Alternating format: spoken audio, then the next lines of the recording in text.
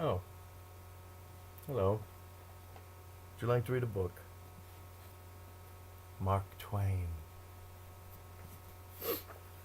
It was many years ago. Hadleyburg was the most honest and upright town in all the region round about. It had kept that reputation unsmirched during 3 generations, and was prouder of it than of any other of its possessions. It was so proud of it and so anxious to ensure its perpetuation that it began to teach the principles of honest dealing to its babies in the cradle, and made the like teachings the staple of their culture thenceforward through all the years devoted to their education.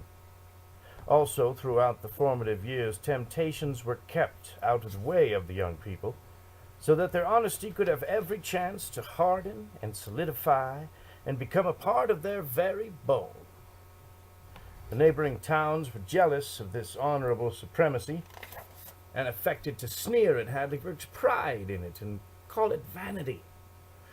But all the same, they were obliged to acknowledge that Hadleyburg was in reality an incorruptible town. And if pressed, they would also acknowledge that the mere fact that a young man hailed from Hadleyburg was all the recommendation he needed when he went forth from his natal town to seek for responsible employment. But at last, in the drift of time, Hadleyburg had the ill luck to offend a passing stranger, possibly without knowing it, certainly without caring, for Hadleyburg was sufficient unto itself, and cared not a rap for strangers or their opinions. Still, it would have been well to make an exception in this one's case, for he was a bitter man and revengeful. All through his wanderings during a whole year he kept his injury in mind, and gave all his leisure moments to trying to invent a compensating satisfaction for it. He contrived many plans, and all of them were good, but none of them was quite sweeping enough.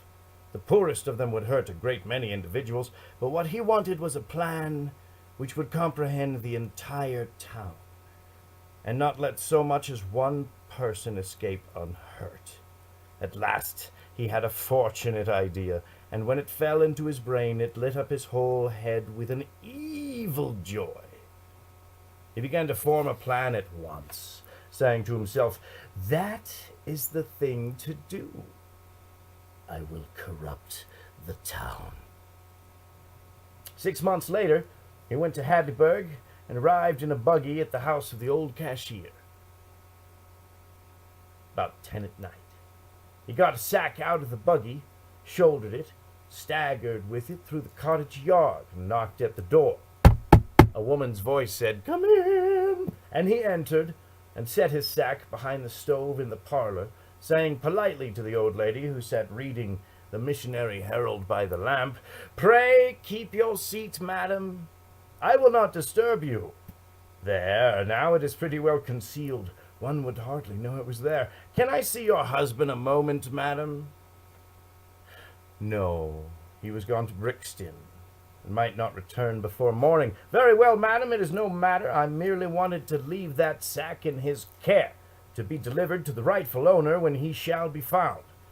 I am a stranger. He does not know me. I am merely passing through the town tonight, to discharge a matter which has been long in my mind.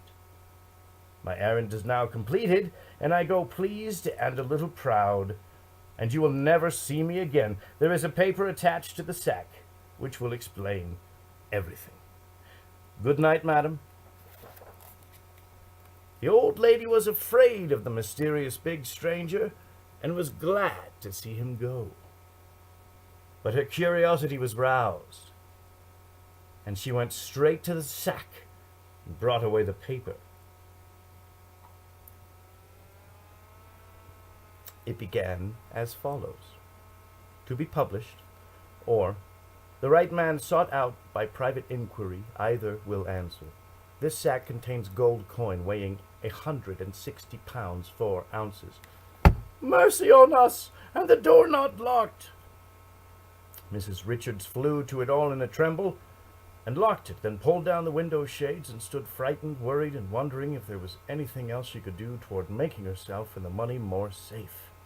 She listened a while for burglars, then surrendered to curiosity and went back to the lamp. and finished reading the paper. I am a foreigner, and am presently going back to my own country to remain there permanently. I am grateful to America for what I have received at her hands during my long stay under her flag, and to one of her citizens, a citizen of Hadleyburg, I am especially grateful for a great kindness done me a year or two ago. 2 great kindnesses, in fact. I will explain. I was a gambler. I say I was. I was a ruined gambler. I arrived in this village at night, hungry and without a penny. I asked for help in the dark. I was ashamed to beg in the light. I begged of the right man. He gave me $20. That is to say, he gave me my life, as I considered it. He also gave me fortune, for out of that money I have made myself rich at the gaming table.